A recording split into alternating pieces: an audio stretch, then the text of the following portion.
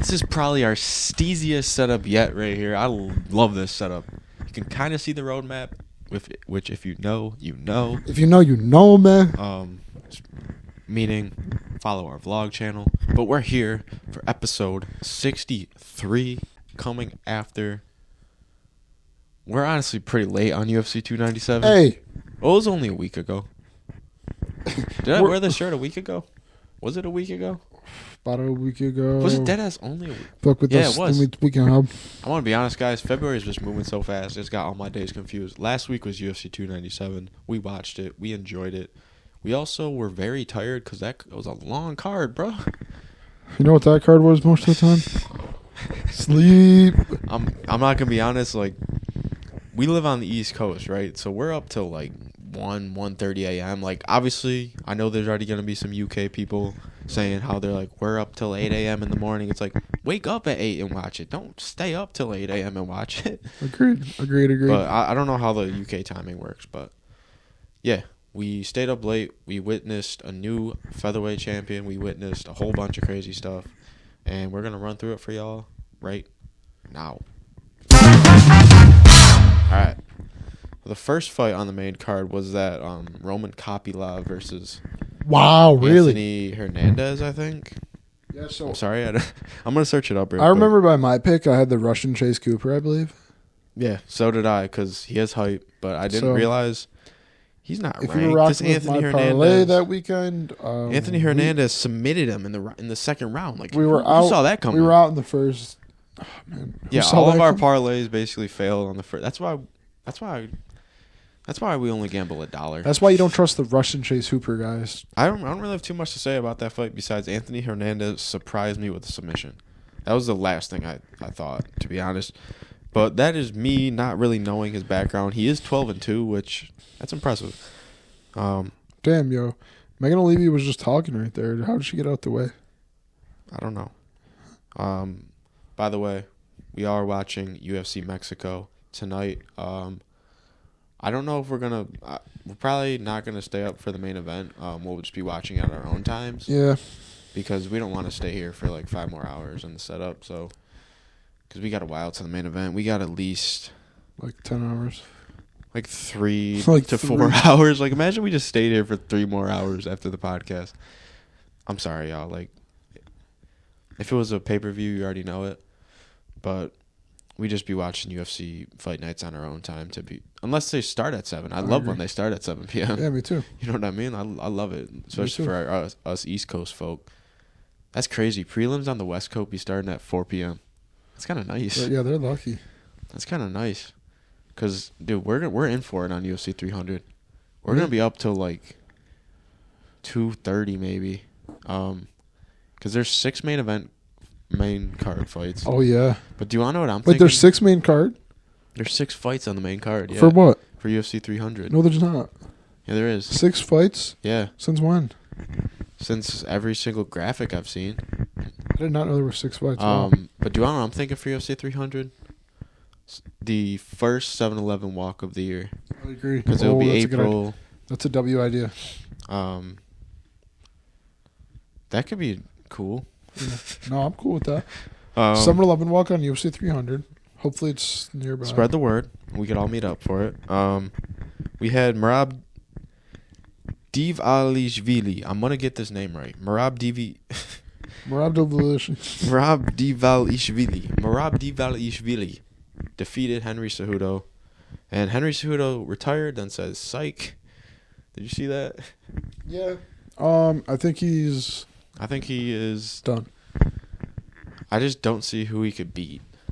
Well, yeah, I mean, that matters. What top contender is he gonna beat? Like, who could he beat? Like, do you think he can make 125 nowadays? Probably not. He's probably too old for 125. I think he might just want to go out on a win. To be honest, probably anybody. Yeah, he probably wants anybody. So let's see who's like a bantamweight that's like kind of him versus Rob Font. Perfect. Yeah, give him Rob Font. Dude, Rob Font probably whoops his ass. Do you want to know what fight I maybe would have liked more than Merab Cejudo? Which if Figgy's first bantamweight opponent was... dude, imagine if Figgy's first opponent was Cejudo instead of... I think Henry Cejudo might even have to go down one more weight class. Or if Figgy was Cejudo's second opponent. Or... if Cejudo was Figgy's second bantamweight opponent. And then Cody Garbrandt got like someone else. Yeah, we still got Cody Garbrandt. Dude, I like that fight though. For Cody. I love Cody Garbrandt That's when he fights. So yeah, I really don't have too much to say about Merab. We didn't really learn anything new, I don't think, about Merab from that fight. He just did his thing. Wrestler. You know what I mean? He did his thing. And props to Merab. He now has victories over Peter Yan, former champion, Henry Cejudo, former champion, and was there another victory that was a former champion? Who? I don't know. Merab? Merab's last couple victories. Like, let me check them out real quick. Let me just fact check this for y'all. So he beat Cejudo, who was a former champion. He beat Peter Yan, who was a former champion. And he beat Jose Aldo, who was a former champion. 3 in a row. 3 former champions in a row. Dude, if I'm on That's actually kind of cool. That's kind of cool for... Wait, was Marlon Morales a champion ever? I think he was. Was he actually? Maybe. Wait, maybe he was a PFL champion? Wait, he did. In the bantamweight division. Okay, so he was a World Series of Fighting bantamweight champion. I don't believe this. But still, you can't lie, though. Merab's last 3 fights are impressive. Jose Aldo, Peter Yan. While we're on the topic of Henry Merab, Cejudo. I want to talk about O'Malley and respect him for a second because there was a lot of talk after the knockout that we're going to talk about in just a couple of fights with Ilya over Volkanovski. O'Malley was pleading that he wanted the Ilya fight. And one of his reasons for wanting the Ilya fight was he thought that fans thought that is a better matchup. He was like, Merab's a boring fight. Ilya just knocked out the best featherweight in the world. Why would he not want to go... Why would another fight against one of the better knockout artists in the world not be a good fight? He thought the fans would love it. The fans gave a lot of backlash for it.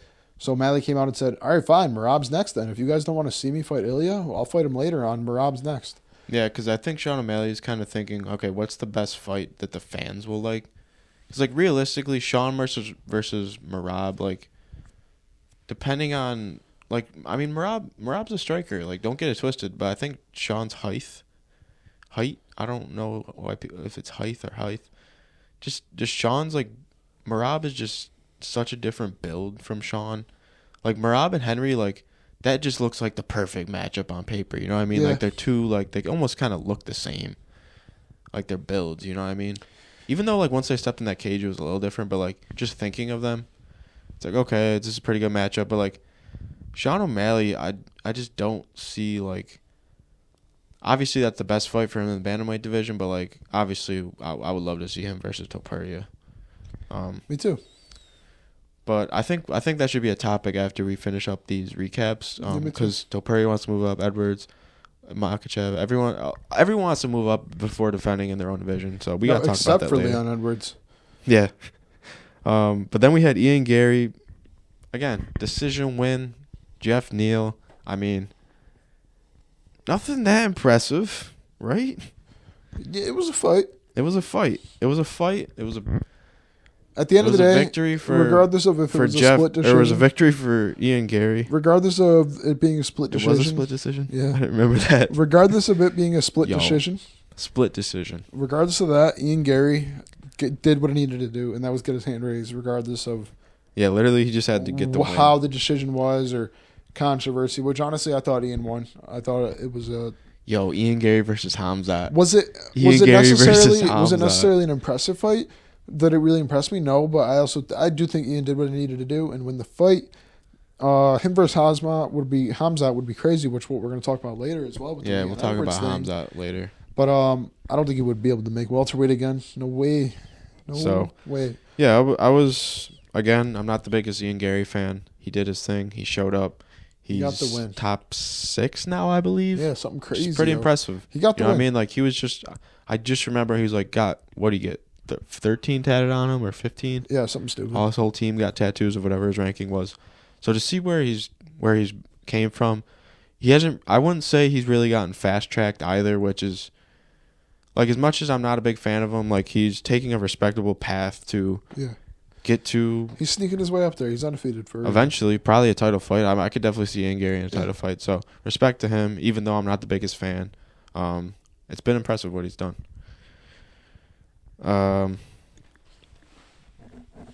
co-main event. It was a decision night besides a couple fights, but Robert Whittaker, he gets the decision over Paulo. Dude, we saw some nice things from Paulo Costa after the 2-year layoff. Was almost a great fight. Paulo Costa taking his 2-year layoff, coming off a win, and Luke Rockhold. He had a couple questionable fights where they were announced, and then it was like found out Paulo Costa never even signed, and then he had a signed fight with Rob earlier on in 2023. And then all of a sudden, he had a whole... Wasn't there something with Hamzat, He had a whole staph infection in his elbow. Then he had a fight sign with Hamzat. And then apparently he's coming out saying, hey, I never signed that. Was that who Hamzat was supposed to fight when Usman stepped in? Yeah, exactly. Yeah, exactly. So Paulo Costa's been everywhere. So he finally fought. So he finally actually fought against what was an original opponent in 2023. Rob was supposed to have this fight with Paulo before he fought DDP.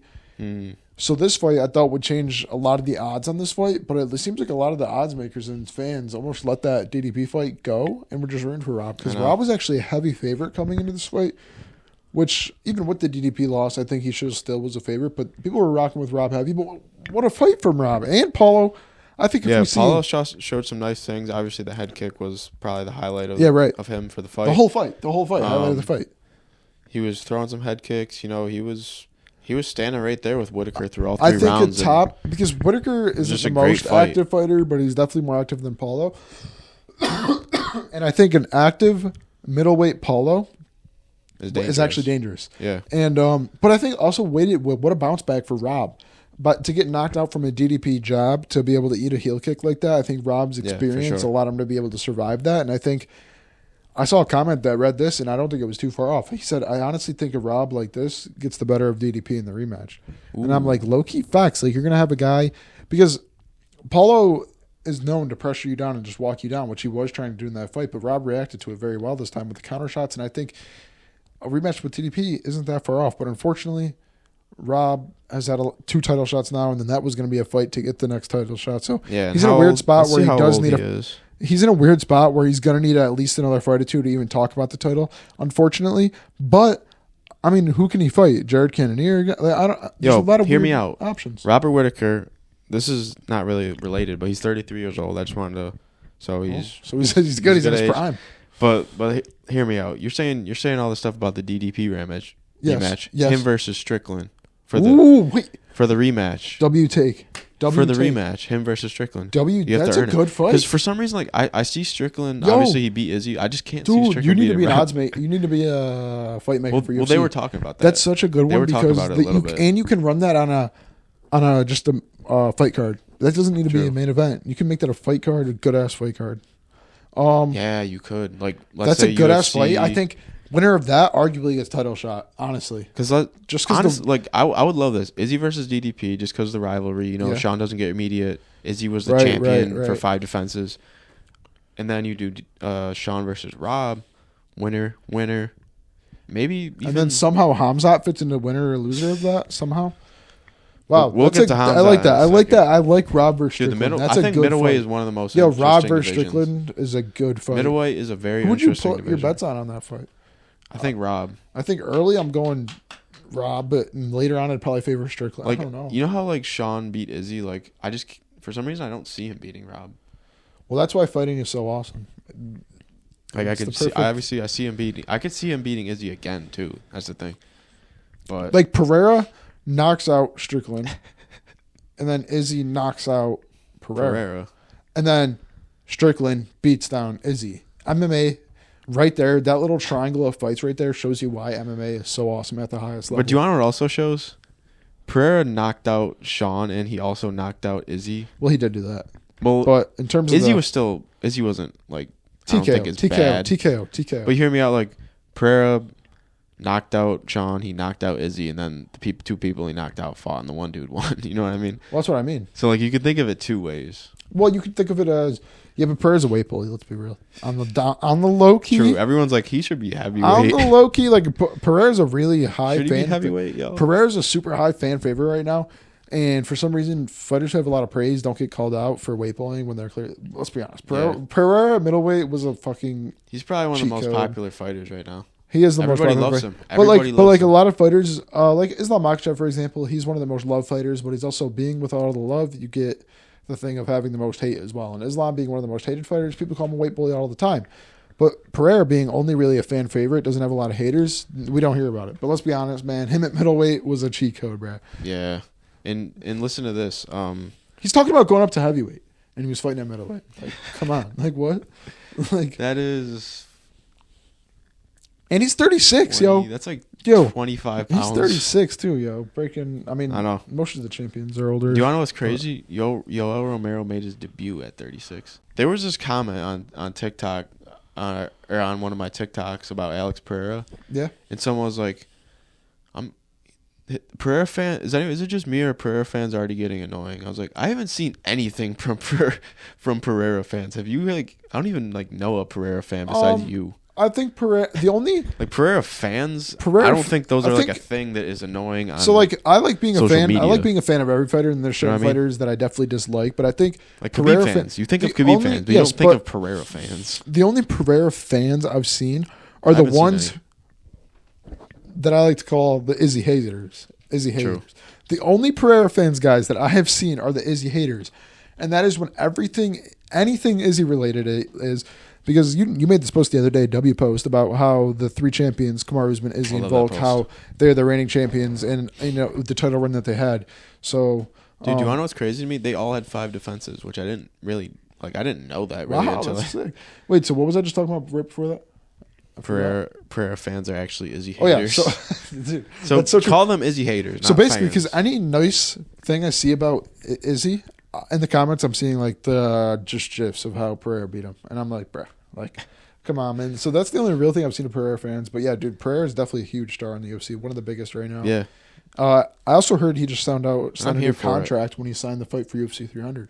Shout out Pereira. He signed one of those 8-fight deals. So that's called the guaranteeing you can't fight anywhere else and go box Jake Paul after your career. Yeah. Pretty much is what that's what John Jones is on, and so far he's only did one. So he's not fighting 8 times. That is literally all. What do you think about the people saying John Jones is never going to fight again? And you know what it does for Dana White? It makes it so if John Jones does somehow go out and fight in another promotion, Dana White gets a piece of it because Dana White's the one who allowed him to go out. So it's very smart by Dana to do a lot of these long contracts. Yep. But let's get to the main event. The main event, guys. And new Ilya Tafora. Were you wrong? Were we both wrong on our predictions? I had Volkanovski by decision, but deep down, I don't know why I always do this. Me too. I knew Ilya was going to win. Whatever. Me too. And me too. There may have been some reasons because of that, because of the curse.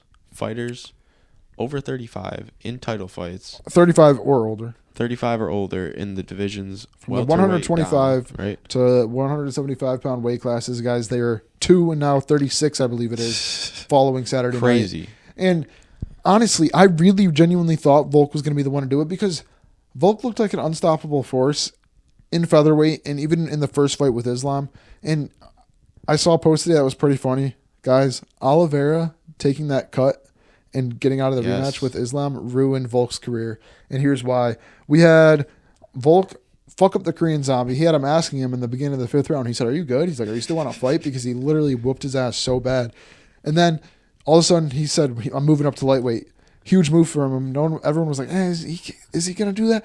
He went up, arguably won, lost, but in a very close fashion, close-ass decision. Could have went either way. That was about a year ago now. Yep, could have went either way. This is all in a year, which is crazy. So could have went absolutely either way, and that's how fast you can change in a year. And everyone gained even more respect for Volk because some people saw him as the double champ. So he was like, "I'm going to go back down to featherweight, deal with this interim champ real quick." Knocked out Yair Rodriguez or TKO Rodriguez, and then Oliveira. All of a sudden is supposed to fight Makhachev in a rematch, but he gets a cut, has to pull out. Volk steps in on like 2 weeks notice, days or something 12 days notice after partying, out of shape, not fighting in his natural weight class. Goes in, fights Islam Makhachev on 12 days notice, a prepared Islam Makhachev, and then gets knocked out. And then he goes, "All right, I got to fight this new Ilya Tafora guy who's talking smack, who doesn't really deserve a title shot, but he's the only one who's available because I've already swept the rest of the division." I mean, who has Ilya Tafora beat? He skipped the line. So it was a scary fight going into it. But I thought with all that being said, I was like, Volk's hungry. He just got knocked out after having a close fight and then whooping. The 35 curse was there. But I did not believe it. And what we saw Saturday night, I see a lot of people, Dana White included, saying it looked like a good Volk, but did it not look like a somewhat different Volk to you? To me, it's looked like a... To me, Volk hasn't looked the same for a while. I saw him get Honestly, since I saw him get knocked out by Islam. Mine was since the Islam. Like, he did not look like himself. Mine was since the Islam decision. Even in like all these interviews, dude. In the something was low key off about Volk. Like, obviously, I'm saying that now after he already has lost and all this stuff, but I have to say this: one, huge amounts of respect for Ilia Topuria for essentially acting like he already had won this fight since it was announced, and it actually actually played out for him, which that's awesome. Like, that would have been fun. That would have been super funny if he was on the receiving end of the knockout and he was saying all this stuff, changing his bio, making a movie about his championship run. But he did it, so he can make that movie. He can keep his Instagram bio, and he could say that he knocked out one of the best fighters of all time. Literally, you know what I mean? Top 10 fighter of all time. And just because you knock out one of the best fighters of all time does not make you one of the best fighters of all time. But I am very hyped for Ilia Topuria's future. Well, because I was talking crazy before this fight, and you brought it up when Volk got knocked out. I was talking crazy. I said, Topuria, as much as the curse and all this is going on, I said, right now he's too young. He's not right now. He's the future. And unfortunately, guys, we're seeing this thing in the UFC where, we're seeing like unlike ever before, a refresh. Guys, every champion. I'm not saying 30 years old is old or necessarily, but a lot of these champions now are becoming younger, 26 years old. I believe O'Malley's 28 years old. Yeah. So we're seeing like a weird shift in fighters where these younger guys are just coming and taking over, and they're taking over quick.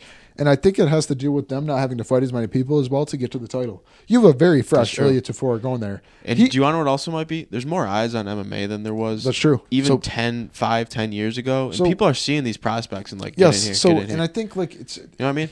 And I think people skipping to get a title shot, I'm not necessarily against it anymore, because a lot of these times, like let's say Ilia Topuria, which I think he did, but now talking about this now, I don't think he did. Respectfully, he probably, in other people's minds, maybe had to fight another 2 times to get to a title shot, right? I mean, he skipped Max Holloway, skipped all these other guys, Rodriguez. He fought Josh Emmett and whoever else and just got a title shot. But those fights probably would have taken years off his career and taken time maybe of him even getting a title shot. But he gets a title shot, fresh as hell, super young, and just goes out there and knocks the best featherweight out in the world. I don't want to say it honestly lived up to the hype, because like we saw it was looking stacked back when everything was announced. It was like, yo, Volk, Ian Garrett, Whitaker. Oliveira on this. There was a couple decisions. So Oliveira's on 99 or 300? 300. Fuck. There was a couple decisions which kind of brought our whole vibe down, but we enjoyed the card. We are really excited for UFC 299. It looks awesome. We have Dustin Poirier, Sean O'Malley, Chito Vera, Benoit St. Denis. Who else? I know there's like every fight's good. Let's just check out that card real quick, because we're not going to be predicting it until... Wait, next weekend we're going to be predicting this. Damn. It's on March 9th. It's coming up quick, guys. Chat. Oh, Kevin Holland versus Michael Venom Page, Peter Yan, Song Yadong, Gilbert Burns, Jack Madalena. We have a great card here, folks. Curtis Blades prelims. Pedro Munoz, Gamrot, Dos Anjos on the prelims. Holy smokes. So recently we have been seeing a lot of champions being like, I want to move up. I want to move up. Blah, blah, blah. So we have Sean O'Malley wants to move up. Ilia Topuria wants to move up. Sean O'Malley's okay with Islam Makhachev wants to move up. Sean O'Malley's okay with not moving up now. Yeah, he is. He took a little jog. So the problem is... collected his thoughts. It was cool when Conor did it one time. All right, guys? I'm not going to lie. Conor did it. It was kind of badass, Fucking was moving around 3 weight classes. He was doing his thing. Wait, so, did he just fight for the featherweight belt, then instantly he fought Aldo, and then instantly fought Nate Diaz, lost, and then beat him in the rematch, and then fought Eddie. Like, that dude held the featherweight title for so long and just did not fight with it. So I feel like that would actually happen with Topuria, though. It was cool when Conor did it. All right, so now what happened with these fighters now is Leon Edwards wants to move up when he has 2 titles. Leon Edwards doesn't. Leon Edwards doesn't, because here's what happened. When the UFC 300 main event got announced, Dana White Leon Edwards said yes to 3 opponents throughout this thing, and... Excuse me. To every single one of them. One of them being Hamzat, and we're not sure who the other 2 are. And we know... I'm going to assume one of them is Bilal. No, they're not. I heard it wasn't. Still? I heard it wasn't Bilal. Who could it be? I heard it wasn't Bilal, so I don't know who the other 2 fighters are. Like, honestly, like, as much as, like, it's a meme to, diss Bilal Muhammad, like, he he deserves a title shot. Like, it kind of pains me to say it. Yeah. But, like, I feel like we're just getting this, like, installed in our minds that he doesn't. But So in reality, he does. Because Ilia Topuria did. So you know what I mean? Shout out to Leon Edwards for just being like... Although Ilia Topuria is kind of for just saying yes to everyone. Now you have Islam, who hasn't defended against a top 5 lightweight or any lightweight at all. Yeah. Trying to move up. I'm not even hating on Islam's championship title because in order to get the belt, he did beat a lightweight. And it's not necessarily his fault that he didn't beat another top 5 lightweight because Charles Oliveira did pull out of the rematch. So it's not his fault. He's not fighting top 5 lightweights necessarily. I mean, the bulk fights were there, but you can't be talking about going up when you literally haven't fought against a lightweight to defend your actual freaking title. So that interesting. I just don't get why he's talking about it. Yeah, go on. Oliveira never beat a champion to become champion. That's dope. That's dope. No, I guess Islam Makhachev. No, not a UFC champion. A UFC champion, yeah. I guess Islam Makhachev did because he beat Oliveira. Wait, that's foul. See, that's stupid. But that's kind of stupid. I don't know. I just thought of that randomly. So yeah, we'll see what happens with all these moving up. The one I would probably want to see most is no. Probably we talk about Islam to welterweight. Yeah, me too. But just because I want to see, because Khabib never did. Ilia's situation is he said he doesn't even want to give Holloway or T-City or any one of these guys a title shot just because they don't deserve it, and then he just wants to go fight Conor. For what weight? What weight does he think he's fighting Conor at? Maybe the 165 division. Like, brother. So Ilia's situation that was my first thought. Like, Conor is not going to make lightweight. But Sean O'Malley said he wanted to move up, but once he realized the fans weren't about it for some weird reason, he said, "Okay, fine, I'll just fight Merab then." And I respect O'Malley huge for that. And he is saying that before even fighting. Yeah. So he's a savage. So fighters moving up, it's just kind of weird. The one I would want to see most though is Islam. Like I said. Me too. But so a little bit for the last thing in the news, we finally have our UFC 300 main event announcement, and I'm satisfied with it. I'm cool with it. I don't want to say I'm like over the top excited about it. Actually, I am excited about this. I've been wanting to see this matchup ever since Hill. Fighter? Who do you want? Ever since Hill got hurt. Who do you want? I've been wanting to see this matchup, and I'm gonna be rooting for Hill, bro. You're gonna have to be. He was your favorite fighter. I have to root for Hill. I can't just switch up on Hill. I'll be rooting. I'll be rooting for Pereira for whatever reason. Yeah, I'm definitely gonna be rooting for Jamal Hill. You already know it, but how old is Jamal Hill? I'm not sure. Because how old is Jamal Hill? And a fun fact about Jamal Hill, it's where gas station did he get that at? Jamal Hill's 32. Damn. So he's 4 years younger than Alex Pereira. Okay, well, he looks tough. He's out here coming off the Achilles injury, which that usually takes like a year of recovery Allegedly, time. he had no problem with it. Allegedly. So we're going to see how this injury plays out for Jamal Hill. It hasn't even been a year. He's going to be fighting in less than a year from recovering from it. This fight's going to be sick.